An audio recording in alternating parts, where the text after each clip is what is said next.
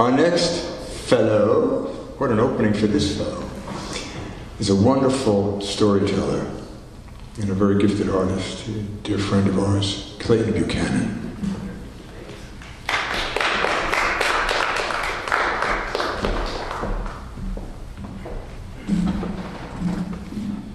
Okay, let's see what we got. This first piece, I was doing a little research this morning, and I stumbled across something that was pretty horrific. And I did some thinking back and remembered some of this had come to play a couple of years ago, but never to this degree. And I felt it had some bearing on the world and on where we are. And you have to stretch it a little bit, but I think toward the end you might hopefully see where I'm leading with this.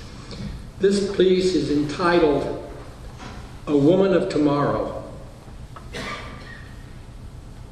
Women of this world are continuously raped, butchered, and murdered, many of which are done by horrific accepted sanctions having been passed down by various world cultures for centuries. Female circumcision is one of these, and at times is performed on children. Some of the prevalent practicing countries of female genital mutilation are Egypt, Gambia, Mali, Ethiopia, Ghana, Sierra Leone, only to name but a few.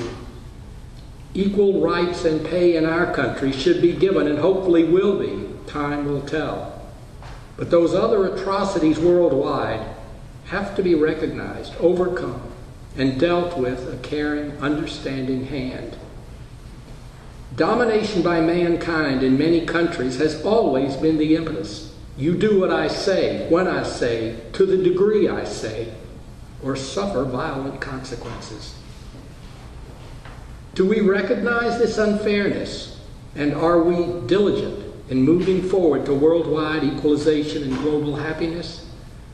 Male domination of world cultures is being questioned, and hopefully will change to an accepting livelihood. Both man and woman have beautiful bodies, expansive brains, and the desire to love, create, and live a happy worldwide life. This is everyone's rite of passage. There is another direction here, one of acceptance of female circumcision by women who perform the act, and also acceptance by the young woman having it done to her body. The positive mental direction of this act, starting in early childhood, is taught by mothers and feminine elders, the community as well.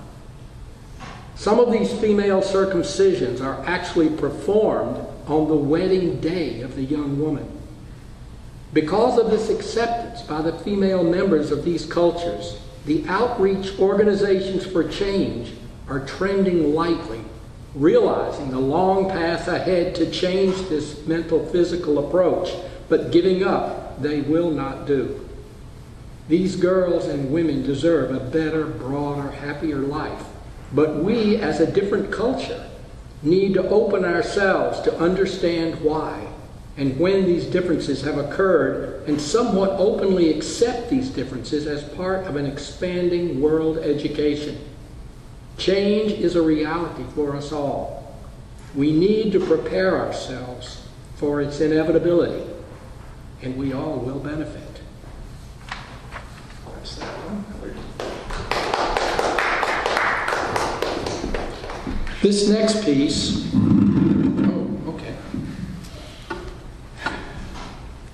This next piece was spurred by a concert that I went to a couple of years ago. And I actually got a painting out of it.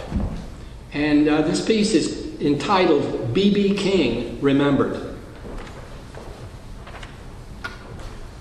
A painting I completed some months back was mentally motivated to pursue from a concert I attended 3 years ago. Blues singer B.B. King and his band. I had not brought photographic paraphernalia that night, but luckily did have my always carried cell phone. At least it did provide me with some references. They were not of quality, but did allow me creatively to work from in trying to capture the essence of his playing. In a rare instant before going that night, it dawned on me I had seen him perform multi-decades before in 1959, I think in Memphis, Tennessee.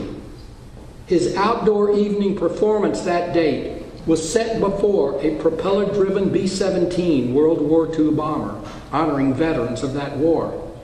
I had not even remotely thought of that profound performance over the past 55 years. And yet here I was absorbing this congenial concert in 2014. I later learned it was his last year playing and living life on this earth. In his late 80s, he was doing what he loved to do, playing to a crowd enamored with his music of the blues, spirit of song, sound, and word. Truly an icon during his days, these quarter centuries later, he was still doing his miraculous deeds to thousands in the crowd. Age had taken its toll health-wise, but his mere poised presence was stimulating to all of us reaching later years of life, and even those younger souls before. The painting composition I previously had settled upon showed King on stage, seated in profile, as the focal point, with two other guitarists in the distant background, plus two acoustic amps visually downplayed to the right and left. Bright lighting on his brilliant yellow jacket bathed across King's prolific profile, capturing his intense guitar playing against a darkened background of atmospheric space on stage. Upon researching his blues recordings of yesteryear, I saw the true musical genius presented with every song he played on his guitar that he had personally named Lucille. The individuality of his throaty voice, the incredibly miraculous guitar playing of spirit, and his body movements so in sync with the tunes he so openly offered, consistently showed his artistry of craft. B.B. King Remembered is with me still going graciously into these days ahead, a strong, stimulating reminder to keep me painting and writing. Continuing with his remembrance, I will always steer myself to further achieve. Thank you.